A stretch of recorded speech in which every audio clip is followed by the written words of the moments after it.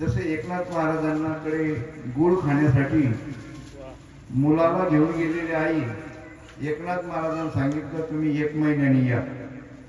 1 महिन्यात गेल्यानंतर फक्त त्या मुलाच्या पाठीवर डोक्यावर हात ठेवला आणि बाळा आजपासून गुळ खाऊ नको.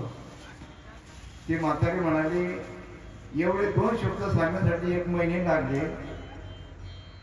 तेव्हाच का सांगितलं नाही? तर त्याने सांगितलं अगोदर मी त्या गोष्टीचं आचरण केलं आणि आचरण केलं तरच ते शब्द फलद्रूप होतात, नाही ते लोकांसाठी ब्रह्मज्ञान असं होऊ नये. म्हणून बहुतांशी प्रबोधन करते जे आहेत आमच्यासारखे ते त्यांनी अगोदर आचरण जर केलं असेल तर ते विचार फलद्रूप होतात. आणि या ठिकाणी हा जो कार्यक्रम आहे हे नुसते डाळे महाराजांच्या मातोश्रीसाठी नाही तर तुमच्या आपल्यासाठी सुद्धा त्यांनी आदर्श ठेवलेला आहे. त्याबद्दल डाळे पाटील तसेच तुम्हा आपल्या सर्वांना या 3 दिवसाचा आध्यात्मिक लाभ घ्यावा या अशी या सर्व परिसरातील भाविकांना नागरिकांना विनंती करतो. आणि आईला